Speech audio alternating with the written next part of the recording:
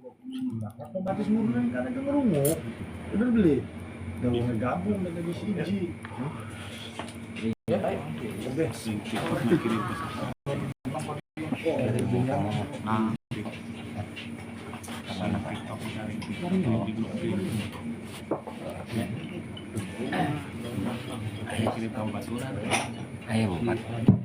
Halo. Baik, assalamualaikum warahmatullahi wabarakatuh. Alhamdulillahirabbil alamin. Asyhadu an la ilaha illallah wa asyhadu anna Muhammadar Rasulullah. Ta'in tawallaw faqul hasbiyallahu la ilaha illa huwa alaihi tawakkaltu wa huwa rabbul arsyil azim.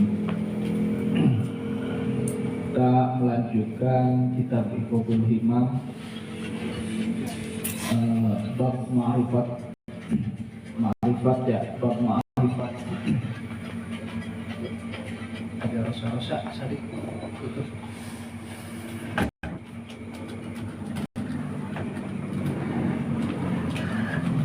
Wa idza aradallah, apabila Allah menginginkan ayyutawiya masafatal ba'd, melipat jarak yang jauh, bainahu wa baina abdihi, antara Allah dan hambanya, salata alaihil bala, maka Allah akan menghimpit hambanya al-bala, ujian-ujian, cobaan-cobaan.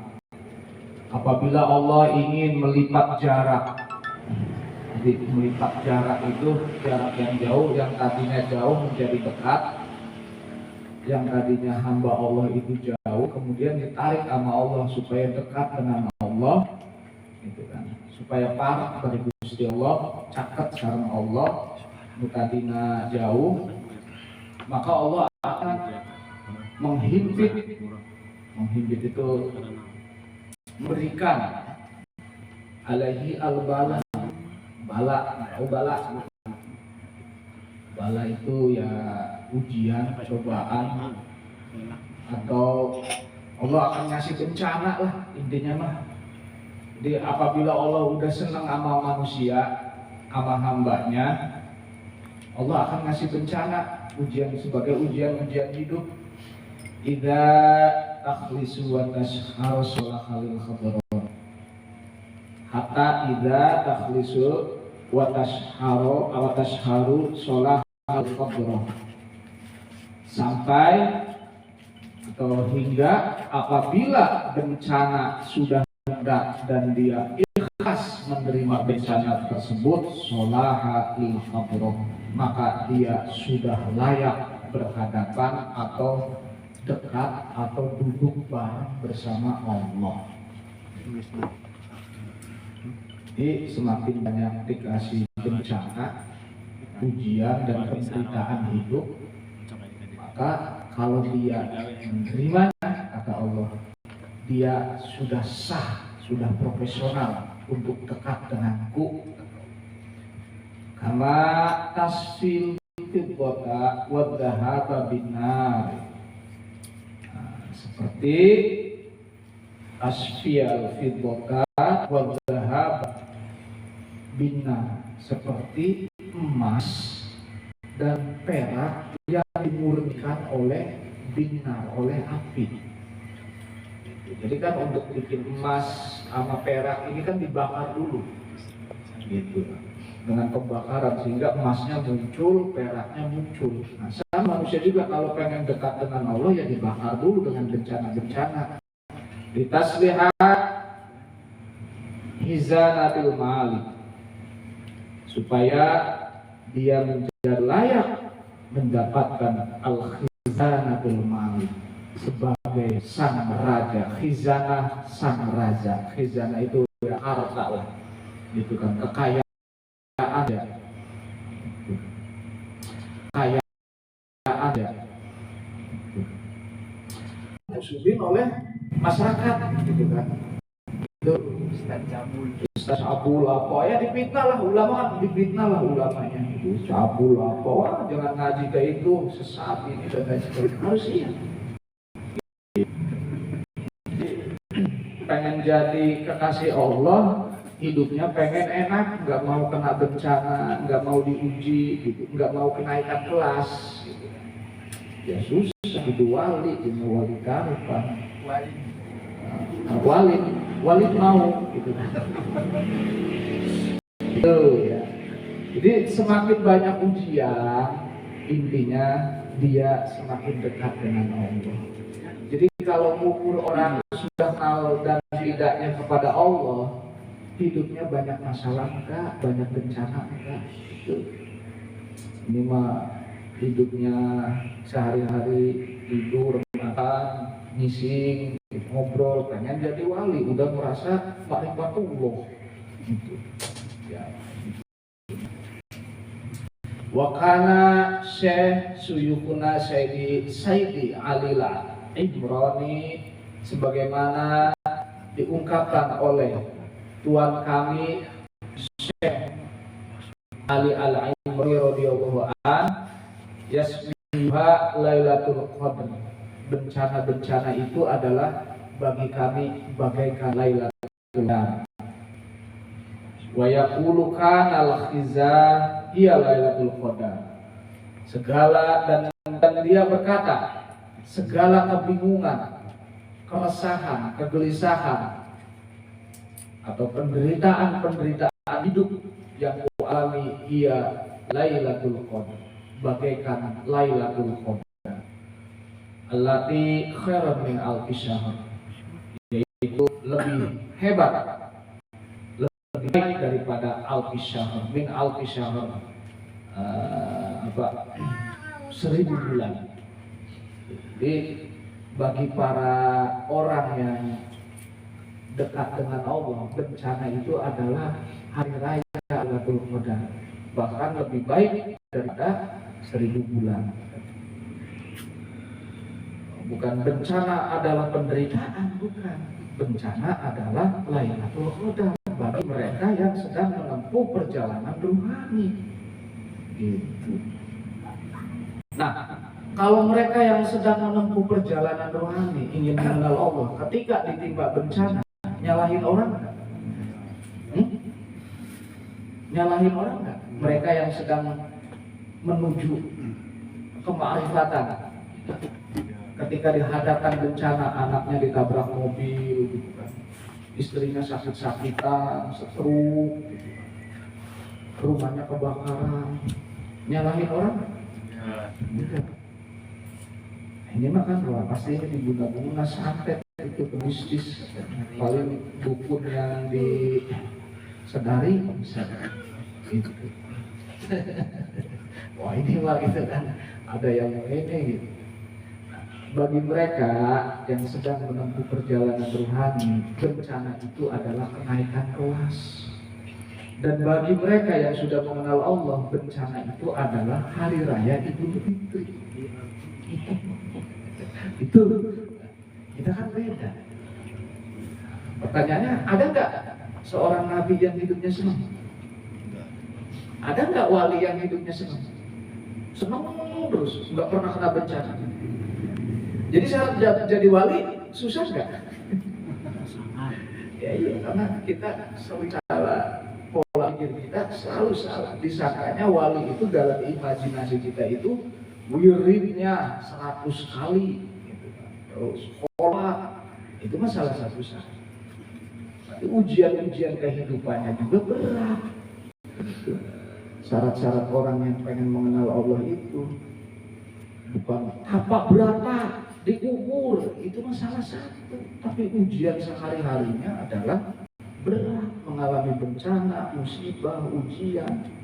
Karena kalau baca sejarah, jangan aneh kalau anaknya Nabi Muhammad beserta cucu-cucunya ke bawah, ya tragis. Para nabi banyak yang tragis. Nabi Yahya dipenggal, gitu. Nabi Zakaria dipotong, dimutilasi. Gitu. Banyak nabi dibunuh oleh Bani Israel, gitu. Dan hidupnya nggak ada yang enak. Cucunya Nabi Husain dipenggal, Hasan diracun, gitu. Bagi mereka itu Idul Fitri.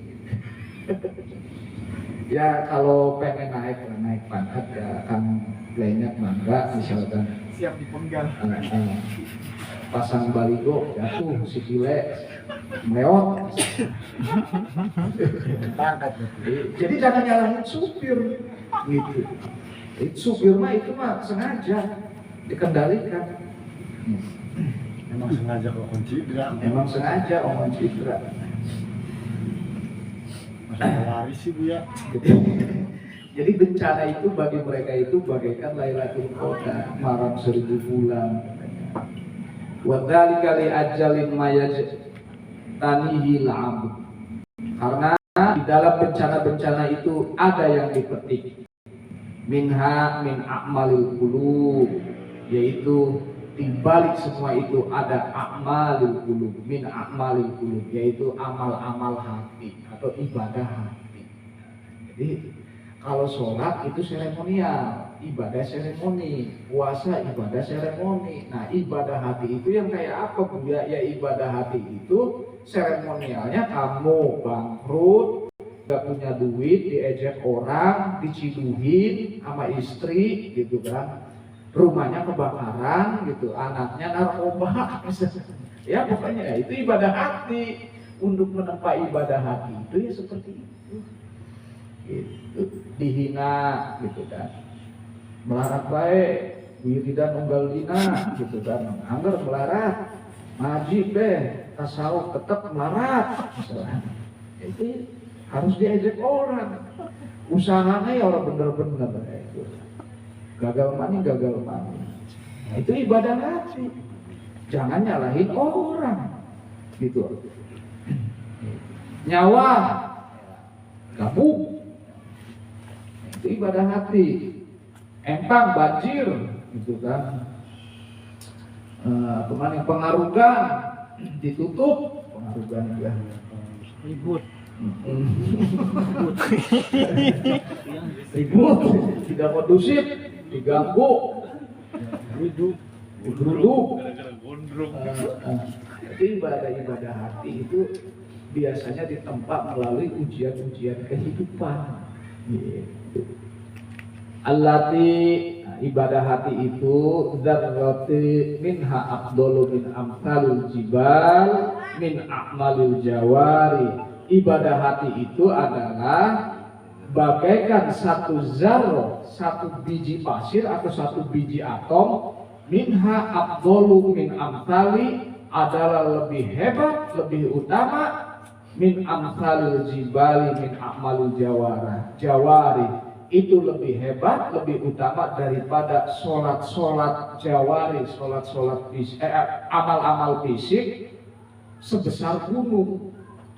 Jadi satu butir atom ibadah hati itu lebih hebat daripada sholat atau daripada ibadah fisik yang sebesar gunung. Ibadah fisik yang tahajud, puasa terus gitu kan. Zikir itu ibadah fisik, sedekah itu ibadah fisik, zakat ibadah fisik, naik haji ibadah fisik.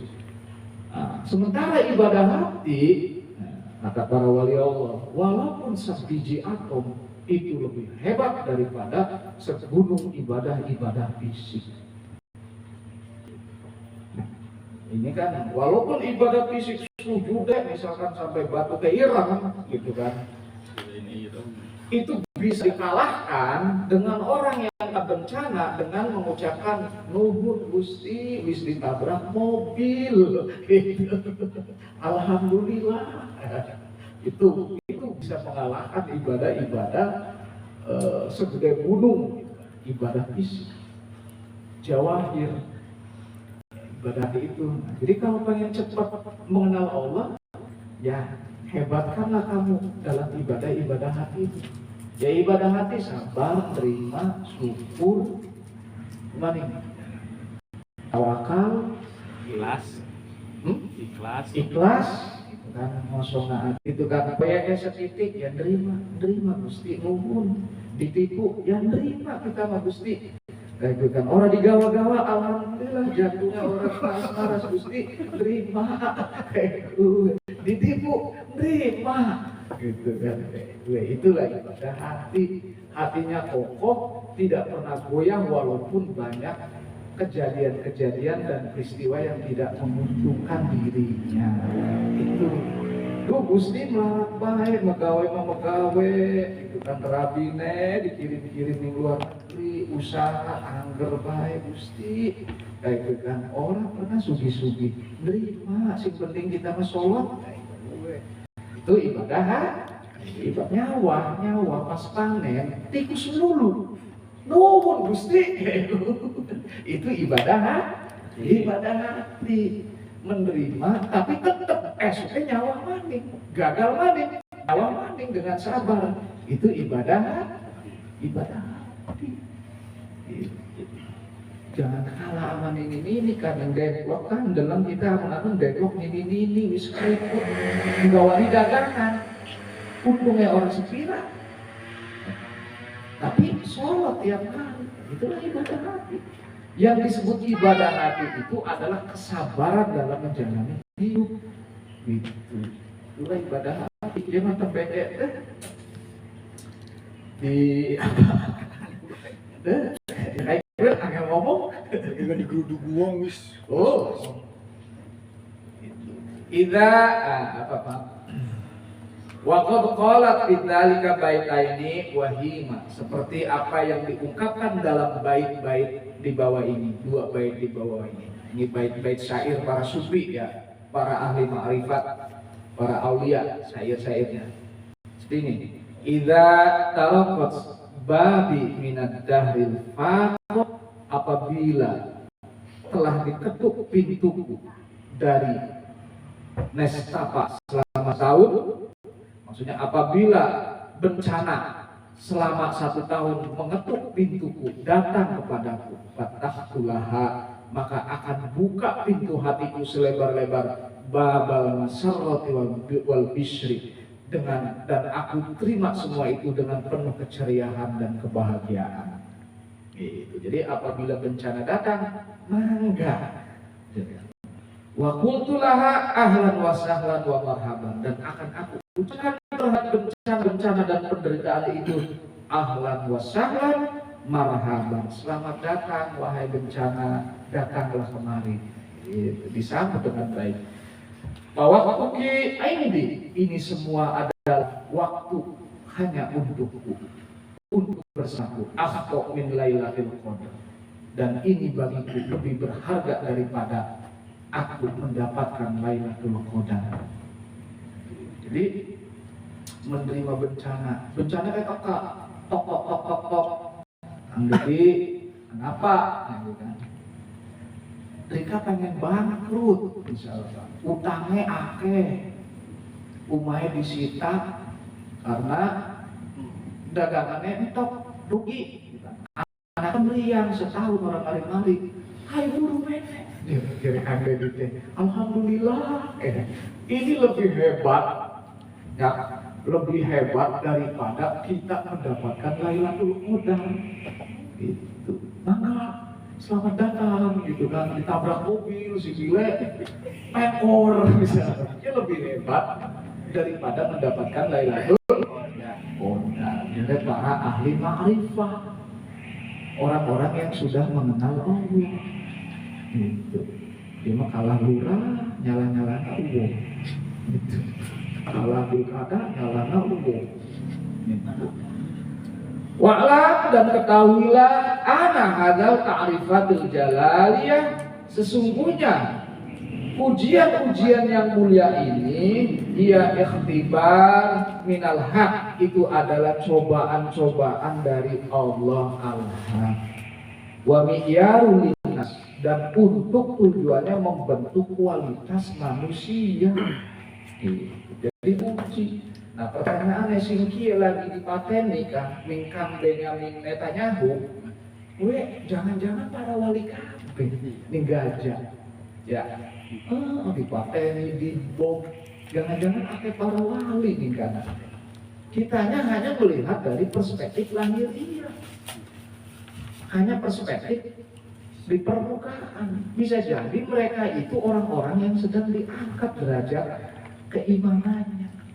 Karena begitu sangat sabarnya, berpuluh-puluh tahun menerima penderitaan penjajahan dari bangsa dari Zionis. Gitu. Tuh ya. Wabiha, dengan bencana-bencana tersebut, ta'araful fiddata wa dhahaba minan nikhas. Engkau bisa membedakan mana perak, mana emas, mana tembaga. Allah itu sengaja menseleksi manusia itu kadang dengan ujian-ujian hidup supaya tahu, oh ini emas nih, tipe manusia emas, oh ini ikan, oh ini berlian, ini perak, oh ini batu kerikil, tembek kecos ri doang wis nyala-nyala na uang, kia disantet gitu kan, gara-gara dukun sebelah tembek kecos ri. Gitu. Oh iya tembelek nih, tiga tembelek. Itu kan uripnya pengen seneng baik. Doanya ngatur Gusti Allah, gitu kan. Terus KBK mau bisa mah, wong ning desa kia dia melarat kabeh dheweke doang sing pengen su.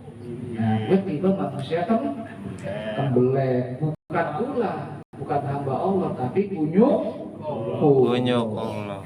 Itu. Jadi sengaja itu adalah seleksi untuk menentukan kualitas hidup manusia, mana yang hebat, mana yang cengeng. Kata Allah, kata Allah, kata kitab ini.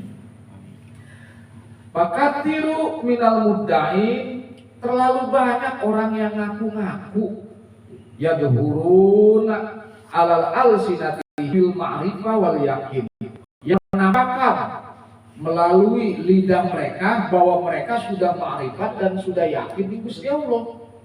Ya, seperti ya orang bedanya akelan kayaknya.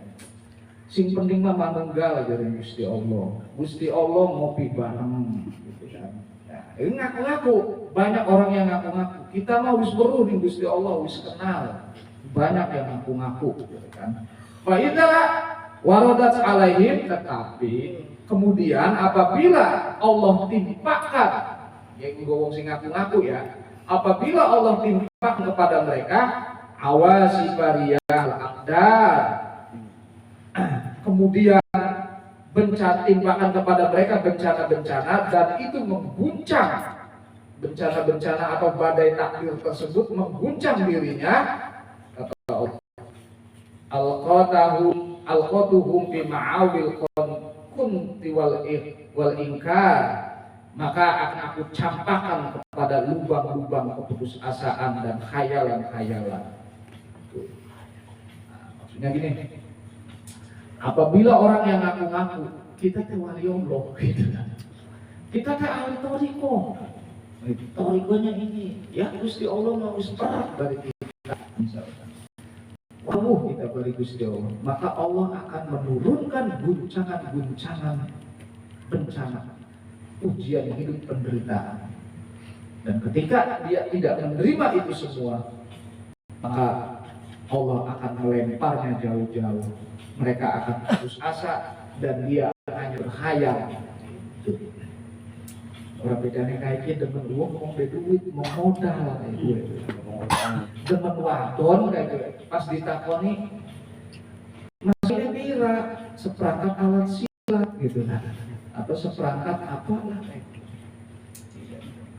Mau kondok, muka apa? Jadi mau modal ya, pengen kita wow di Gusti Allah, modal untuk kita mengenal Allah, ya kan? Siap enggak menerima ujian itu?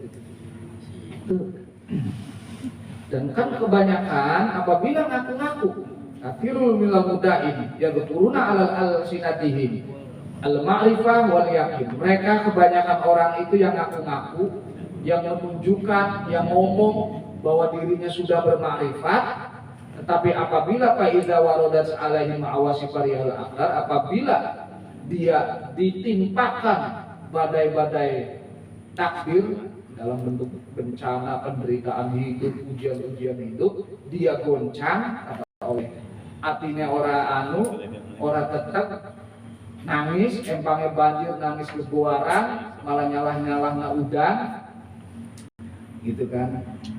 Maka Dia kata Allah, alqatuhum bi ma'awil qanti wal inkar. Akan aku lempar dia kepada lubang keputusasaan dan khayalan.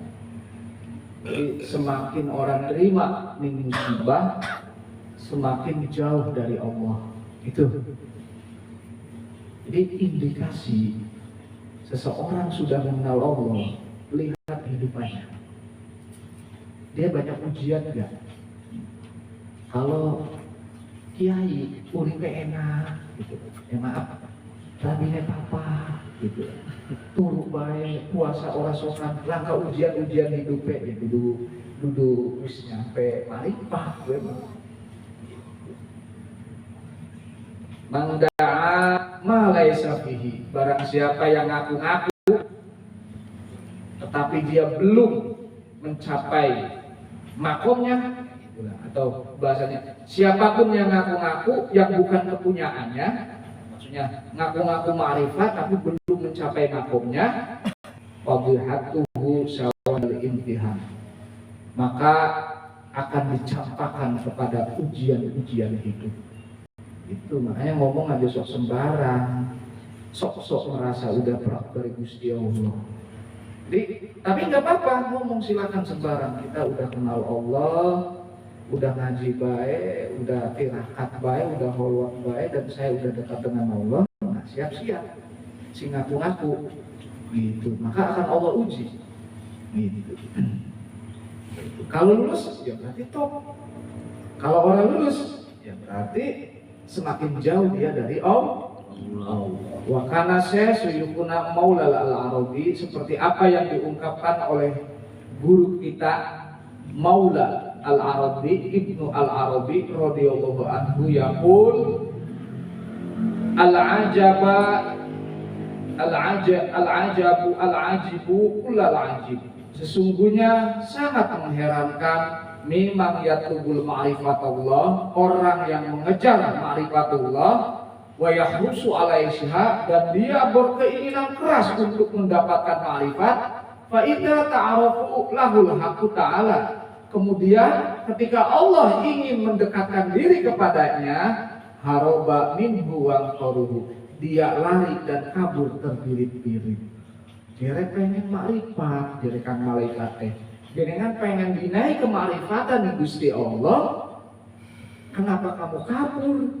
Kenapa kamu minggat? Karena kamu tidak siap menerima ujian. Ayo ngomong whisper bari Gusti Allah manunggal wahdahu manunggal kaula Gusti gitu kan. Pas mau Allah kasih gitu kan, dalam syarat untuk ngasih kemarifatan, untuk mengasih atau untuk memberikan makom kedekatan dengan Allah, mau dikasih sama Allah dengan syarat dia dikasih ujian dulu, ujian dan penderitaan itu, dia malah enggak mau. Intinya itu lah orang-orang yang ngaku-ngaku. Itu berarti bullshit. Jadi bohong semua. Makanya kalau ada orang di YouTube udah dekat dengan Allah, ngajarin meditasi, ngajarin ini, ceramahnya memukau gitu kan, membahas kemarifatan, ya harus siap ketika dihadapkan oleh ujian dan penderitaan. Jadi mengajarkan ilmu tasawuf resikonya gede enggak? Gede. Ya.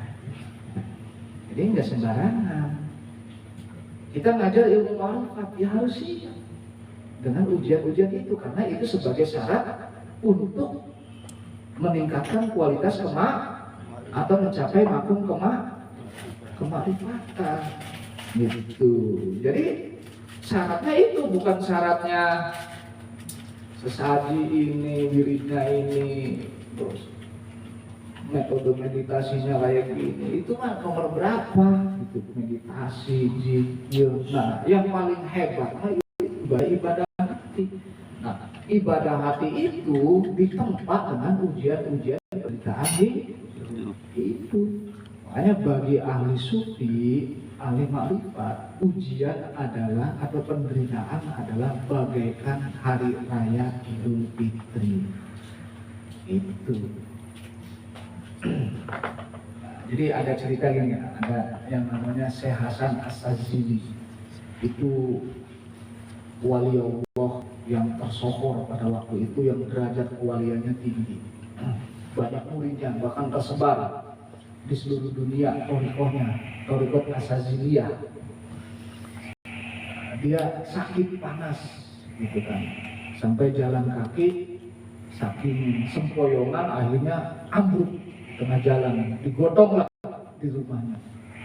Seluruh para ulama-ulama tersohor di dunia pada waktu itu, di daerah Mesir, daerah Irak, Baghdad, sampai juga ulama-ulama Nusantara yang ada di kita, semuanya berkunjung ngelongok gitu kan. Semuanya berdoa, didoakan supaya cepat sembuh, karena bahaya ini kalau Syekh Hasan As-Sazili meninggal, ini bahaya. Bingung siapa yang mau menggantikan wali ini. Makanya banyak ulama-ulama tersohor di dunia, dari Iran, dari ini, berkunjung datang, mendoakan. Cuman sing didoakan orang itu gitu kan, jauh-jauh dari kita, dari negara ini, melongok ke rumahnya mendoakan, dia malah cuek kepada tamu yang sedang mendoakan.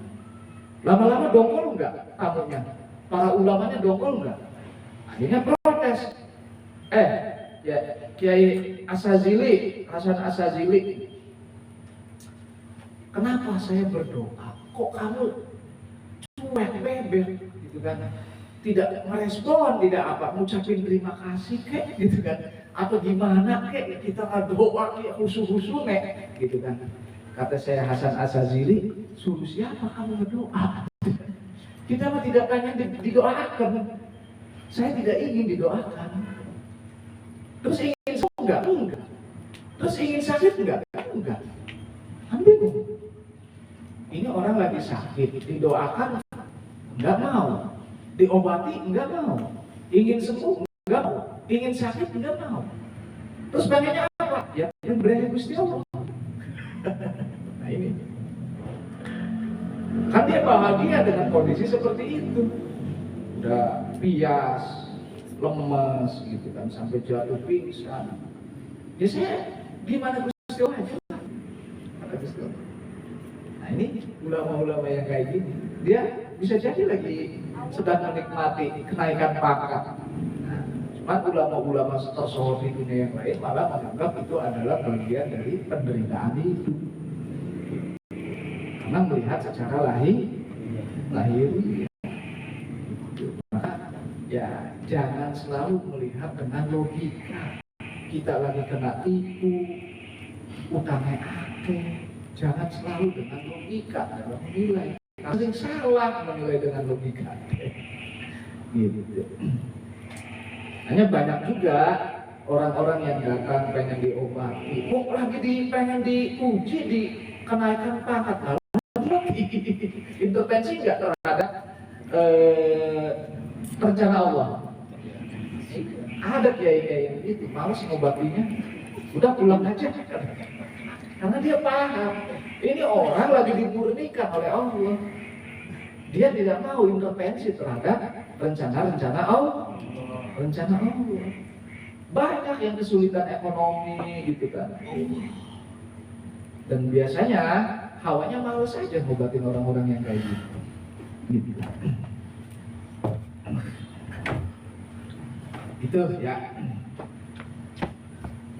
Wa qalat Sayyikhuna Al-Yazidi radhiyallahu anhu, seperti apa yang diungkapkan oleh Syekh Al-Yazidi radhiyallahu anhu, hadza ta'rifatul jalaliyah, kemarifatan terhadap Allah Zat yang Maha Mulia, ala talatil aqsam, itu terbagi kepada 3 kategori. Jadi tanda-tanda kemarifatan kepada Allah itu terbagi menjadi 3 kategori. Kismul ukubah wa ton. Kategori pertama adalah ukubah. Jadi bencana-bencana yang dia atau penderitaan-penderitaan hidup yang dia alami, itu kategorinya ukubah yang pertama, wa tardo, adalah rintangan dan pengusiran. Jadi ada kategori dia kena bencana, dia mengalami penderitaan hidup, itu kategorinya rintangan dan pengusiran, kata Allah. Kata saya Al-Yazidi. Kedua, kismu ta'adib wa tanbih. Kedua, kategori ta'dib wa tanbih adalah bagi orang tersebut, ujian-ujian tersebut adalah pendidikan dan peringatan. Yang pertama, ujian hidup itu adalah lagi diusir Gusti Allah, lagi dijejaki Gusti Allah lah, makanya disebut uqubawatul, peringatan dan rintangan. Yang kedua, emang lagi dididik Gusti Allah, ta'dib wa tanbih, dan lagi dikasih peringatan-peringatan Gusti Allah. Nah, yang terakhir, wa qismul jiyadah wa tarq adalah ujian-ujian hidup itu ziyadah untuk meningkatkan kualitas kemarifatan, kualitas keimanan, dan untuk menambah bobot keimanan dan kemarifatannya. Jadi ujian-ujian yang akan ditimpakan oleh manusia yang sedang mengalami proses perjalanan rohani itu terbagi kepada 3 bagian. Bagian pertama, ada yang lagi diusir di Gusti Allah, ujian-ujian hidup. Yang kedua, sengaja sama Allah lagi dididik, ta'dib wa tanbih, dan lagi diperingati. Dan yang ketiga, Allah sengaja dikasih ujian untuk meningkatkan bobot dan kualitas keimanan dan kemarifatannya. Nah, nanti kita kategori yang keberapa ya? Tinggal dibaca ya. Apa kiwong lagi dijejak ini Gusti Allah, atau lagi dididik di Gusti Allah, atau lagi ditingkatkan kualitas kemarifannya atau keimanannya. Nanti bisa dicek. Nomor 1. Ya aja pesimis gini. Kakek. Amal lagi huwa ubah. Adapun ujian-ujian yang terkait dengan rintangan atau pengusiran dari Allah, bahwa ladzi yusiul adab fayu'aqibahul haqq ta'ala. Itu adalah ujian-ujian yang disebabkan oleh su'ul adab Gusti Allah, menyalahi etika. Baru su'ul adab paham? Adab etika somong Gusti Allah wis kae kowe bela diterjemahane pusing ya dari mana. Fayu'aqibuhul haqq ta'ala, dan kemudian Allah akan memberikan yu'aqibuhul haqq ta'ala, memberikan penderitaan atau ujian-ujian hidup, wa yajhilu fiha, tapi dia tidak paham terhadap ujian tersebut. Nah, kategori pertama ya. Jadi wong sing lagi dikemplangi Gusti Allah, dijejaki di Gusti Allah, satu penyebabnya suul adab, somong di Gusti Allah. Maka sama Allah dikasih penderitaan hidup dalam bentuk ujian, tapi dia tidak paham. Itu orang paham, wa yajhalu fiha, fayaskhatu wa yaqnatu wa yaru. Kemudian dia marah-marah. Goblok. Gara-gara bupati ada rugi kayak gara-gara tarik balkan misalkan, bisnis hancur, atau gara-gara ujian marah-marah. Nah, dia orang lagi songong, memang Gusti Allah lagi diusir ya.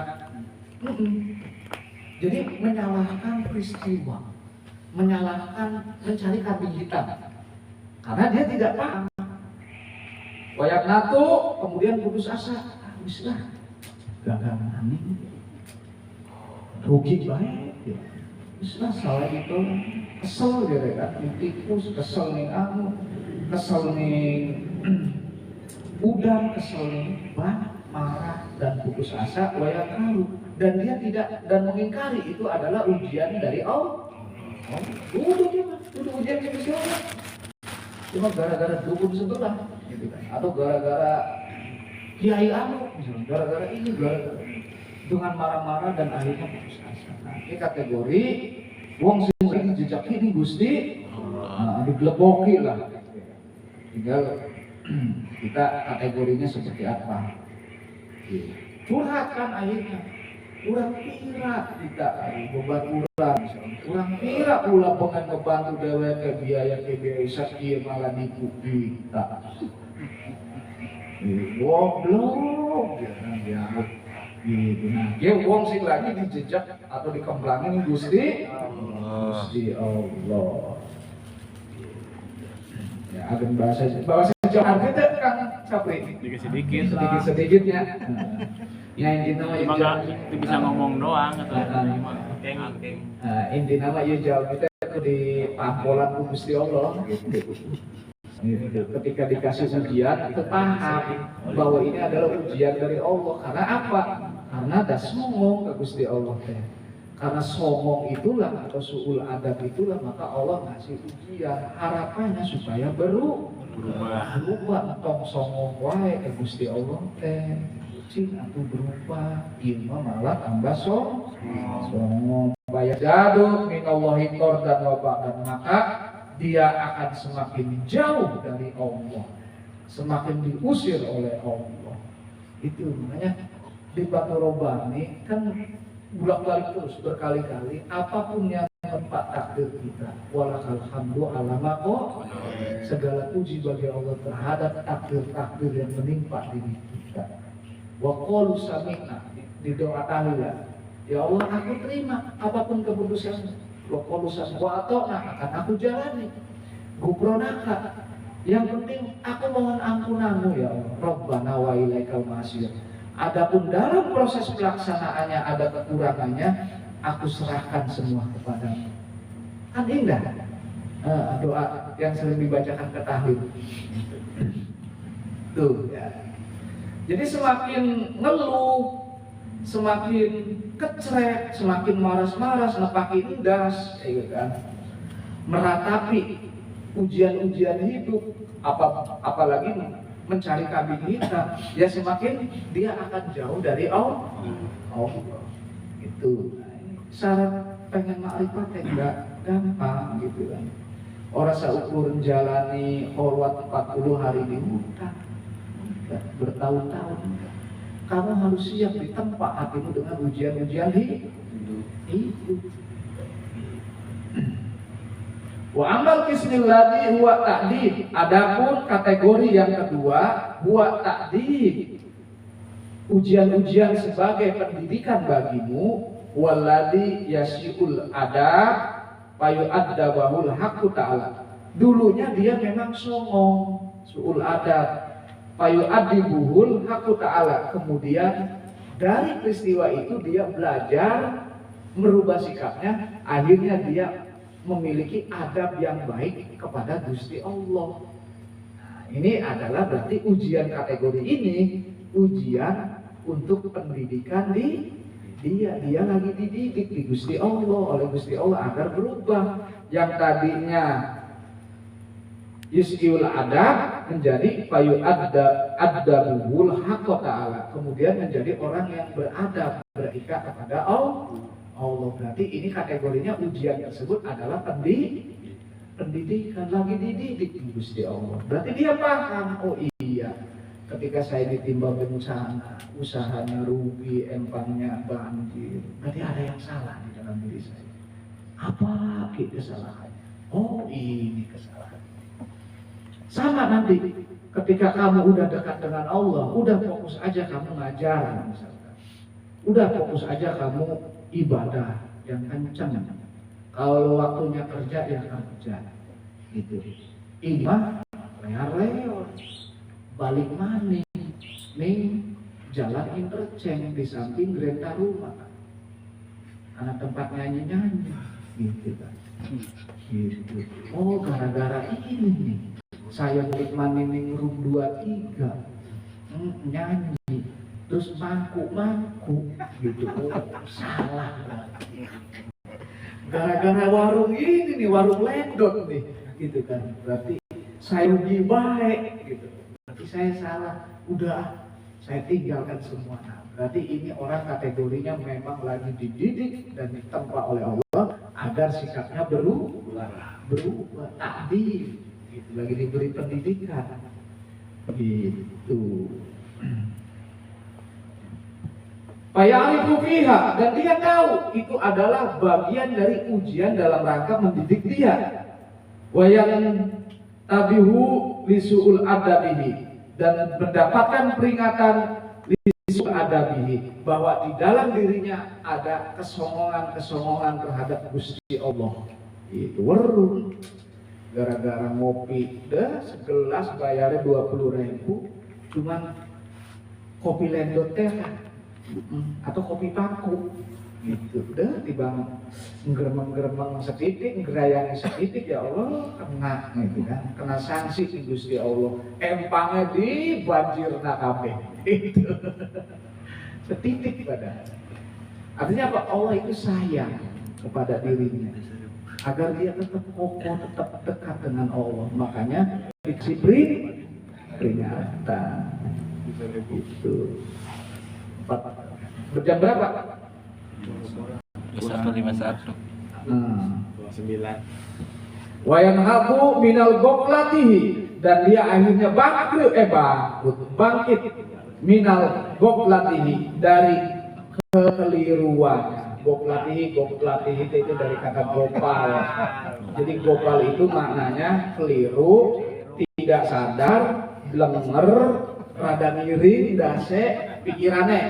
Itu gopal, min goflatihi, dan dia bangkit dari kekeliruannya lah gitu kan, atau dari apa ya, dari kegeloannya.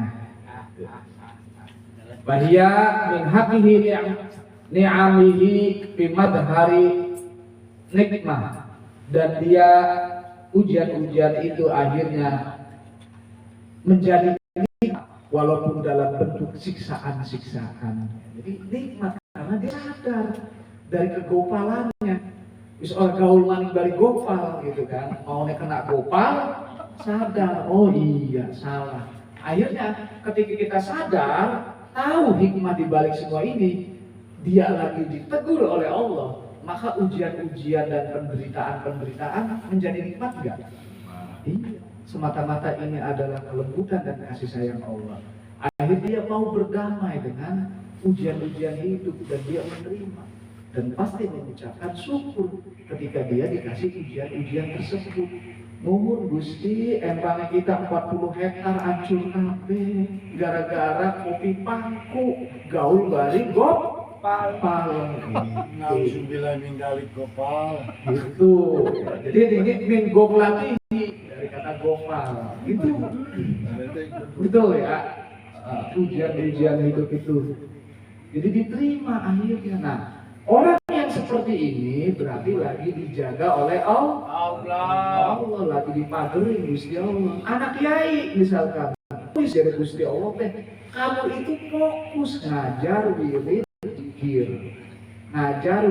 zikir. Udah fokus, nanti juga ya duit datang sendiri. Tajrid, gitu.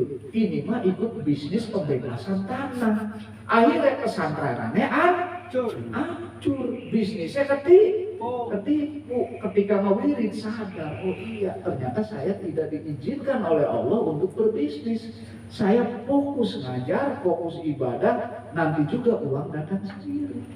Banyak ya itu malah ribet gitu kan, terus fokus ngajar, puasa, tirakat, malah jadi ketua tim sukses kiai neteh. Wah ya ngadui lumayan Gusti Allah. Itu ya, jadi hati-hati dalam proses perjalanan rohani itu gitu. Kadang kita nggak jeli memahami situasi dan kondisi ketika menerima ujian-ujian hidup, tidak paham bahasa-bahasa peristiwa alam itu, nggak paham. Gitu. Tapi ada juga, gitu kan, getol usahanya, getol bisnisnya lancar, malah pengen dari wali. Akhirnya usahanya ditinggal, wirid tapak, melu forward, usahanya hancur, rabine ngambek, takannya orang bener. Karena ada bisikan, ya, mogok kan, ya, usaha-usaha baik bisnis kayak gue, gue dari dukun, gitu kan. Akhirnya wirid terus, akhirnya usahanya hancur, dari dukunnya beli kayak gue. Anak sih kayak gue, gitu. Hati-hati. Gitu. Ibu yang kata. Ya akhirnya ya Rirwen udah didukung ya, gitu. Ya mudah-mudahan. Itu Ada yang seperti itu. banyak. Itu begini. Tapi dukun udah banyak alih profesi Bu ya. Dagang ya. Iya suara kauji sih. Udah kau uji sih. Ya kan kau uji pribad cuma amplop 200 paling gede 500. Saya kapan gua? Taulan sepisan. Kamu ucap aja banget berapi loro ya. Belum ngeru ribet. Ladang amplop bocah meriang panas paling 150. Pun sahabat. Masih penting usaha. Mendingan impak ya. Mendingan impak ya. Tidak. Wa amal ladhi huwa fi haqqihi ziyadatu wa tal.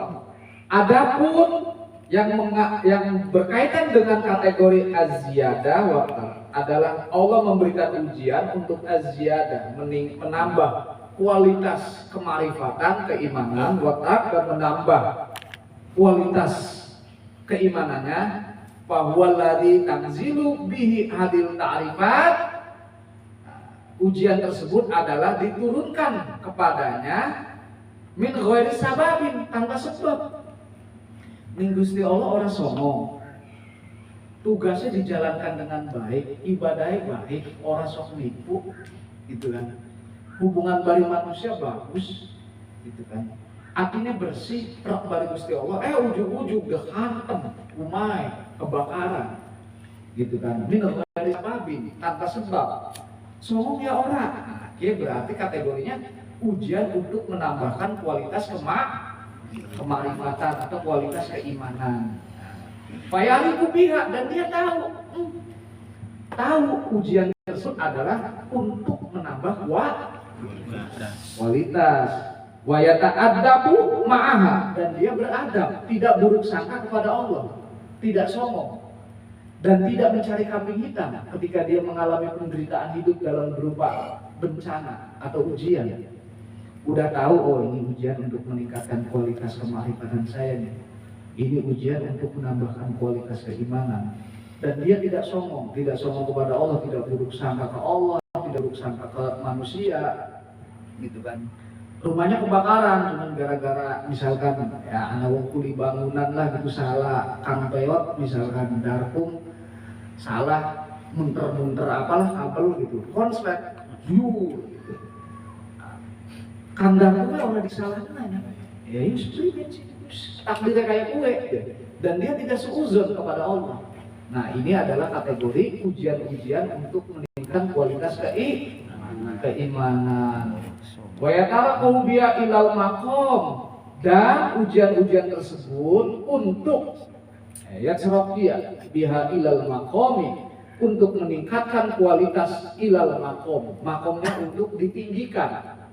Gitu, makom-makom kemarifatan dan keimanan untuk meningkatkan makom keimanan atau kemarifatan. Ar-rusuh untuk mengokohkan hatinya, wa tamkin untuk kemapanan untuk kokoh, makomnya udah kokoh, udah mapan. Gitu. Terakhir, wa qalat walidzalika qala ba'duhum, seperti apa yang disampaikan, diungkapkan oleh beberapa ahli ma'rifat, biqudril imtihan yakunul imtihan. Ujian yang besar itu sama dengan kekokohan yang besar pula. Maksudnya gini, sebesar ujian itu berbanding lurus dengan sebesar kekokohan. Maksudnya gini, semakin ente naik kualitas keimanannya, maka ujiannya semakin berat. Maksudnya itu. Semakin dari wali, semakin ujian beratnya. Itu. Dibang ditipu, ya. Ini udah wali, Pak. Waqala aidon, ada yang mengungkapkan dalam ungkapan yang lain, ikhtibarul baqi, ujian dari yang maha kekal, yaqta'u tibaqi, adalah untuk memutus ketidakbekalan. Jadi semakin tinggi kualitas keimanan kita, semakin tinggi, semakin bersih hati kita, semakin juhud kita, semakin kita bermakrifat, maka ujiannya pun semakin besar. Semakin tinggi pohon, maka hempasan dan badai angin semakin besar. Itu. Jadi indikasinya itu bukan kuliahannya dihentikan, pesantrennya dihentikan. Itu mah ilmu-ilmu syariat. Tapi kalau ilmu-ilmu hakikat, nah itulah kitabnya, ujian hidup, penderitaan hidup, ditempa oleh kehidupan. Gitu. Bukan berarti dipahami semakin hebat hafal Quran ini, hafal Alfiyah, hafal ini. Nah itu mah ilmu syariat. Kalau ilmu hakikat beda. Dia harus diuji lewat kehidupan yang pahit. Maka sebetulnya tidak ada yang namanya wali Allah itu hidupnya enak. Tidak ada nabi yang hidupnya enak. Itu ya. Jadi dan juga harus hati-hati ketika kita menjalani memperdalam ilmu rohani, ajak sok-sok ngaku-ngaku. Ketika ngaku-ngaku, ya maka harus siap diuji oleh Allah untuk membenarkan pengakuanmu dalam bentuk bencana-bencana atau ujian hidup, penderitaan. Gitu. Maka kalau kita sudah meningkat kualitas keimanannya, lebih baik sembunyikan aja. Jangan dipamer-pamerkan. Dapat ilham sembunyikan, kecuali kalau ingin konsultasi ke gurunya, baru boleh. Saya punya wiridan hasil ilham ini, udah sembunyikan. Itu adalah kualitasmu. Jadi barang-barang mewah itu jangan dipamer-pamerkan. Itu ini mah dipamer-pamerkan. Udah jangan. Keintiman kita, kedekatan kita dengan Allah jangan dipamerkan. Kalaupun ingin ngobrol, udah ngobrol keilmuan aja. Ibaratnya gini lah, ente demenan bari tagone ente, pasti kan pengen di tempat-tempat sepi. Tidak mau diketahui orang sama Allah juga seperti itu. Kemesraanku denganmu sembunyikan. Ini adalah rahasia antara engkau dengan aku. Ketika engkau memamerkan, siap-siap kamu akan dikenai sanksi Allah. Entah itu bencana, ujian hidup, penderitaan hidup. Maka cukup, jangan diejek, wong anu gitu. Ya udah, alhamdulillah diajak uang gitu. Iya mah sendak semua bikin status nih FB. Ya gue mah dulu wong lagi jalani ilmu rohani. Gue mah itu. Jadi nanti ya ke depan kualitas kemesraan kita, keintiman kita dengan Allah sembunyikan aja, karena itu adalah mutiara yang harus disimpan baik-baik. Ibaratnya kayak dia lah, ente lagi kekepan dari rabi, mau ngurut ning ngarepan bala desa di weruhin wong-wong, tetep kan listriknya pateni, kunci rapat-rapat kamarnya gitu. Pacaran. Gitu ya. Allah juga seperti itu kan. Tidak mau hal-hal yang berkaitan dengan rahasia, keintiman, kedekatannya itu menjadi urusan publik. Gitu kan, dipamer-pamerkan. Mungkin hanya itu yang bisa disampaikan. Mangga kalau ada yang tidak paham segera bertanya, takon lah, jangan sampai tidak paham dipendam aja gitu. Wallahul muwaffiq ila aqwamit thoriq. Wassalamualaikum warahmatullahi wabarakatuh. Waalaikumsalam warahmatullahi wabarakatuh.